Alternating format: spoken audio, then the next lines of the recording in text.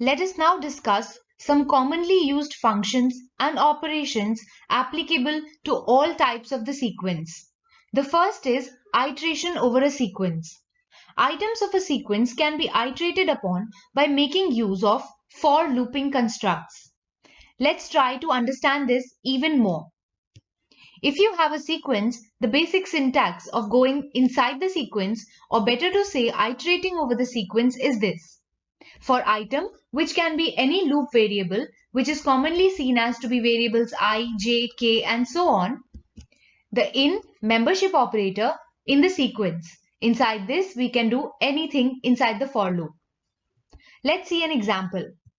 For item in QuickFox, and inside the loop, we are printing that item. QuickFox jumps is a string. So when we write for item in QuickFox jumps, this item will refer to each and every alphabet of this string. When we run this, the output is something like this. Every alphabet is printed on a new line because item will be equal to every character of the string every time the loop runs. Similarly, let's see this over a list. Let's say the list has the following elements, which is integers, floats, another tuple, and a string. If we write for item in mylist and try to print the item, all these values will be printed on different lines. 3, 5, 7, 9.7, the tuple and the string. Similarly, if we have a tuple having some values, a list and a string, and we write for item in my tuple, print item. This will again print all the items of the tuple on different lines. Now let us talk about iteration over a sequence of numbers. That means we are going to use the indexes to iterate over a sequence.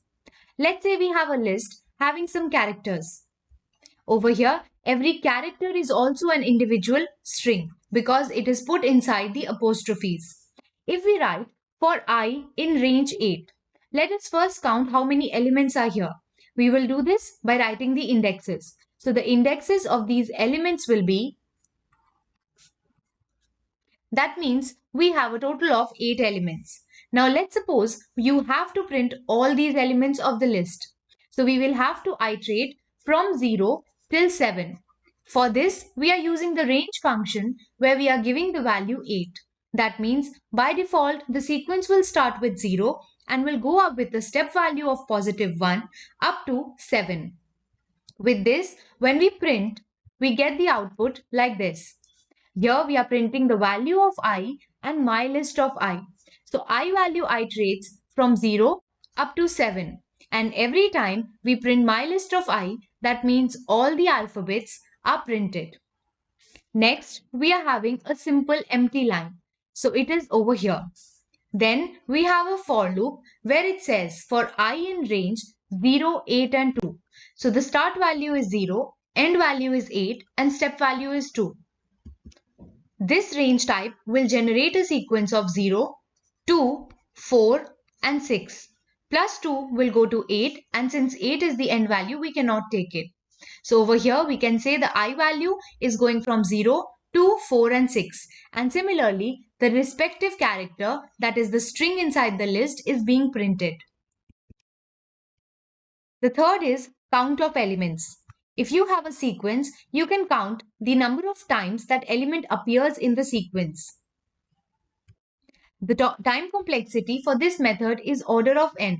This is because it has to traverse the entire sequence to find the final count of the element. Let's say you have a string and a list and a tuple. The list and tuples are basically using the class constructors of class list and class tuple to create a list and tuple of this string.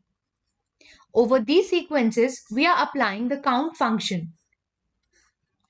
For mystr, we are counting that how many times the alphabet L appears. So capital L appears over here 2 times. Therefore, the value 2 is printed. In my list, we are counting the alphabet E. Over here, E is appearing 3 times.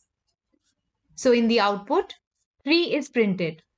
Similarly, when the string is converted into a tuple, inside that tuple, we are going to find the count of small z. Since small z is not in the tuple, it will print 0. Now let's talk about finding an element. For this, you can use an index function. The worst case complexity of this method is also order of n because it will go and compare every character of the sequence to the element. Let's say you have a list, a tuple, and a string having some values. For the first line, we are writing mylist.index5. Let's run and see what the output is. Over here, it will go and find 5 inside the list. When it goes and finds 5, it is found over here. So the index of 5, that is 2, is printed. Then it is written mylist.index 4, 4, 7. That means you have to find out 4 in this range. It is to be remembered that whenever you are specifying the range where it has to find the element, first of all, it is optional. But if at all it is specified, it is including the start value but excluding the last value. That means it will go and check at index 4, 5 and 6 but not at 7. So let's see where is 4 in my list. In the range 4, 7, we will consider only these 3 indexes. Over here, 4 is found at index 5, therefore the value 5 is printed. In the next line, we are finding for my tuple. Here, it's simply written mytuple.index9.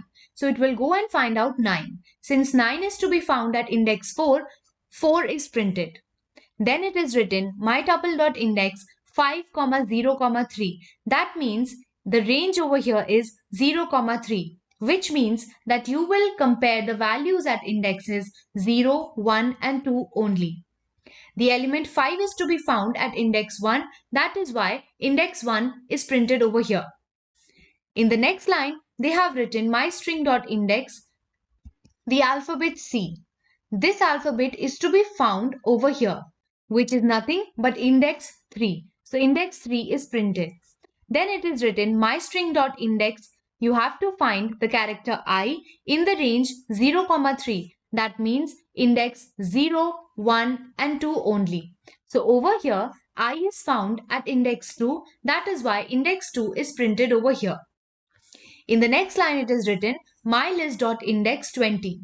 Over here in this list, 20 is not to be found. In such a case, this function will generate a value error, which will say that 20 is not in the list. So index function can only be used when you are confirmed that that element exists inside that sequence. Otherwise, it will raise a value error.